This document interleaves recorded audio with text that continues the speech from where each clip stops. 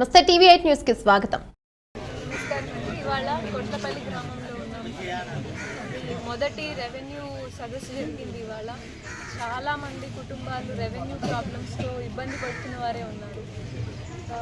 మనం చూస్తూ ఉంటాము గత 5 సంవత్సరాల్లో రెవెన్యూ ఇష్యూస్ వల్ల ఇంకా సమస్యలు పెంచిందేదో చూసాము. గత 5 సంవత్సరాలు వైసీపీ ప్రభుత్వం మనకు వంశపారంపర్యంగా వస్తున్న ఆస్తి పత్రాల మీద కూడా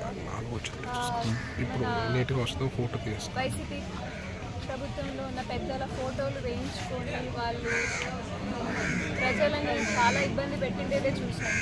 కానీ అలాంటి పరిస్థితి నుంచి ఈ ప్రభుత్వం రాగానే ఒకటి ల్యాండ్ టైటిలింగ్ యాక్ట్ తీసి రద్దు చేయడం జరిగింది.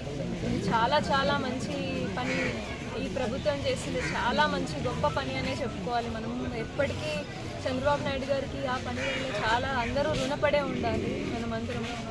ఎందుకంటే ఆస్తి అనేది ఒక కుటుంబానికి అది చాలా సెంటిమెంటల్ వాల్యూతో పాటు వాళ్ళ లైఫ్ అంతా దాని మీదే ఆధారపడి ఉంటుంది. వాళ్ళ పిల్లలు ఇంకా రాబోయే తరాలు కూడా దాని మీదే వాళ్ళ పూర్వీకులను గుర్తుపెట్టుకునే ఒక ఆస్తి అది. అలాంటి దానిల మీద గేమ్ ఆడడం అంటే అది చాలా పెద్ద నేరం. ఫోన్లేండి, అట్లీస్ట్ ఈ ప్రభుత్వం వచ్చాక ఆ సమస్య తీరిపోయిందని అనుకోవాలి. ఈ రెవెన్యూ సమస్యల నుంచి బయటపడాలనే ఈ రెవెన్యూ సదస్సులు ఎక్కడా లేని విధంగా ఎప్పుడూ ఎక్కడ చూడని విధంగా ఏర్పాటు చేయడం జరిగింది. ప్రతి ఒక్కరూ అర్జీలు తీసుకొని వస్తున్నారు. చాలా వరకు రైతులు చాలా సంవత్సరాలు 30 ఏళ్ళ నుంచి వ్యవసాయం చేసుకుంటున్న వాళ్ళు మనం చూస్తున్నాం. కానీ ప్రాబ్లంలో అలా ఎక్కడ చూసినా చూడండి, ఒకటి 1B అడంగల్ వేరే వాళ్ళ పేర్లో ఉంది అనే సమస్యలు తీసుకొస్తున్నారు.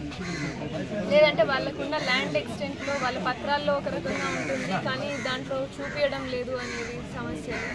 ఇలాంటి సమస్యలు ఏవైనా మన ఆర్డీఓ మేడం గారు, ఎంఆర్ఓ మేడం గారు అందరూ కూడా ఆఫీస్లో రెవెన్యూ స్టాఫ్ అందరూ కూడా రెడీగా ఉన్నారు. మీరు తెచ్చి చూపించగానే first come first serve basis మీద ఏదైతే జెన్యున్ కేసెస్ ఉన్నాయో దాన్ని ఫస్ట్లోనే క్లియర్ చేసేసి మీకు ఇబ్బంది లేకోకుండా చేసే పని ఇది త్వరగా జరిగిపోతుంది. మీరు కూడా ఆఫీస్లో చుట్టూ తిరిగే బాధ తగ్గుతుంది. మేడం వాళ్ళకు కూడా ఒక స్ట్రీమ్ లైన్డ్గా ఒక్కొక్క ప్రాబ్లమ్ని సాల్వ్ చేసే అవకాశం దొరుకుతుంది.